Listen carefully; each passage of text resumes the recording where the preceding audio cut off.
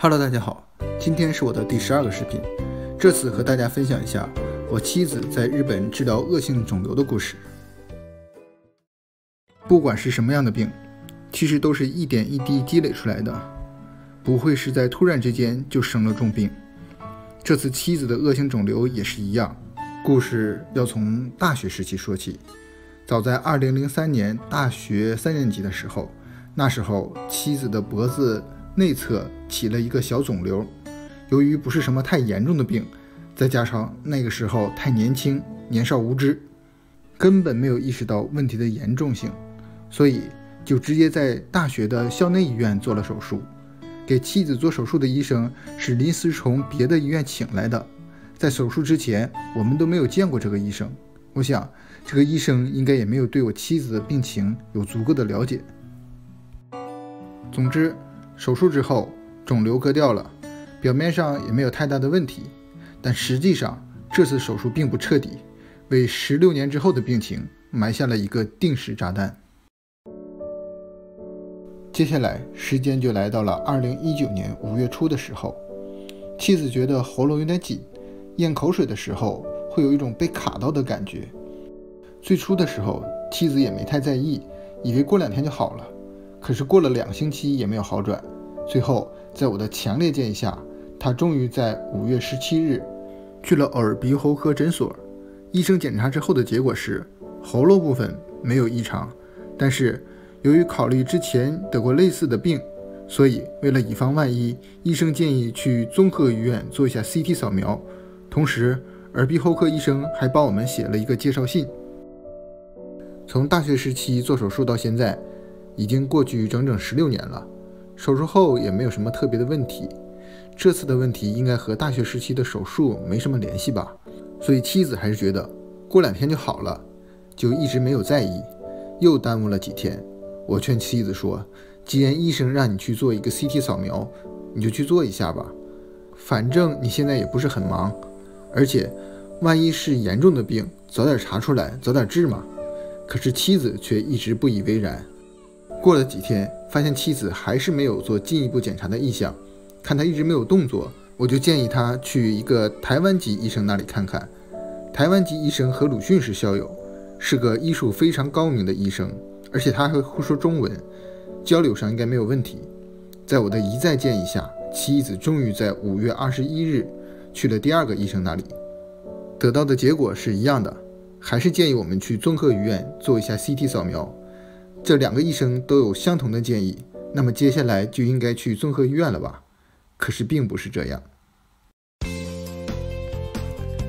接下来的1个月里都没有任何动作，我猜可能是他日语不好，有点恐惧和日本人说话，然后我就要求陪他一起去看医生，不用他和医生说话，我来和医生沟通，但还是被他拒绝了。我觉得他可能是害怕去医院，发现这个病真的是个很严重的病，他接受不了现实吧。总之到了2019年的7月份，他还是没有做任何检查。这个时候我终于能理解到扁鹊见蔡桓公里的蔡桓公也许不是真的讳疾忌医。蔡桓公作为一个病人，他更害怕的是病本身，可是再不看病的话，就真像扁鹊说的，在骨髓司命之所属了。在我的一再督促之下，他终于预约了 CT 扫描。在7月26日做了第1次 CT 扫描，这一下子又耽误了将近2个月的时间。做完 CT 扫描并不是马上出结果的，直到8月3日才能看到结果。CT 扫描的结果看出了有问题，但不能确定是什么问题，所以当天化验了血，在8月23日拿到了血的结果。血的结果是没有问题的，血没有问题的话，这下子可以排除了一大部分疾病。为了再确认问题出现在哪，又预约了9月4日做穿刺，在9月20日拿到了穿刺的结果。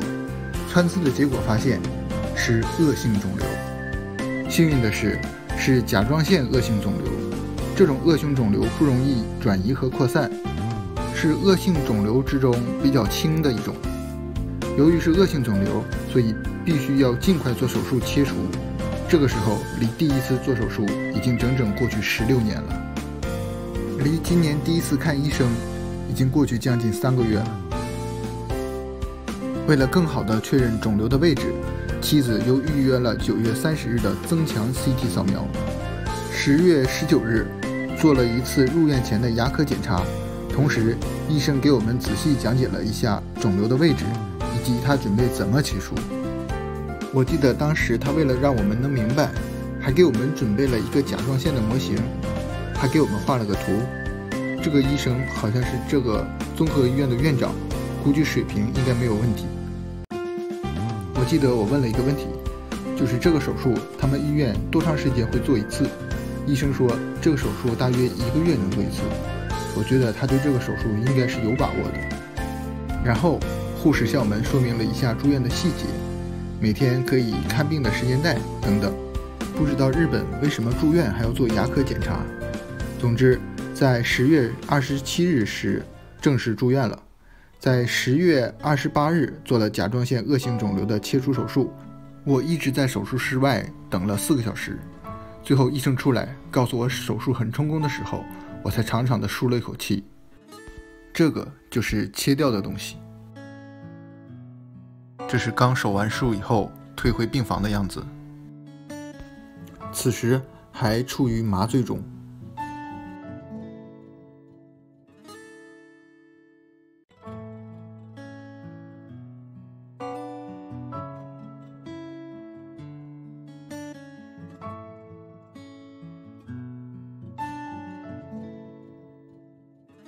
手术后，为了排除身体内部的废物，妻子每天都在脖子上挂着一个这样的东西，就是这个东西。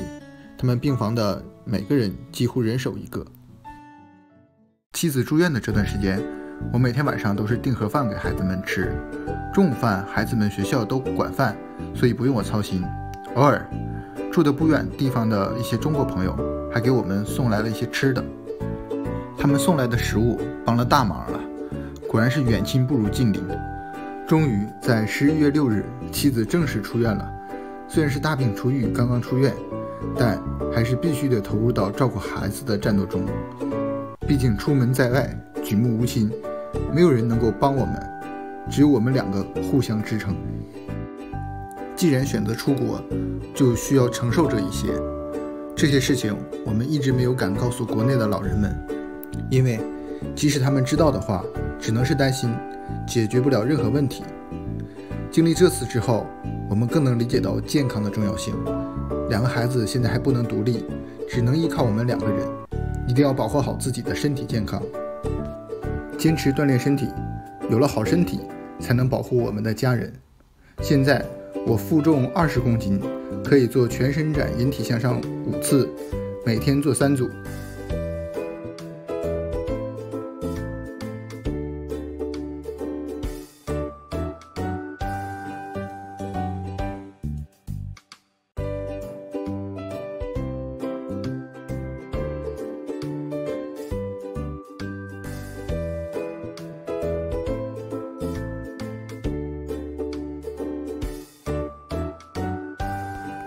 卧推80公斤，每次7个，每天也是3组。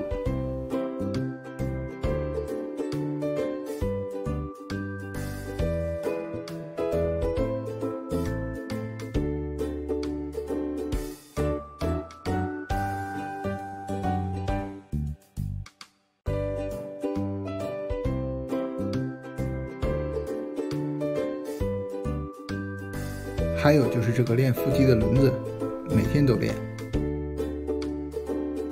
作为我们家里的唯一一个男人，不得不每天锻炼身体。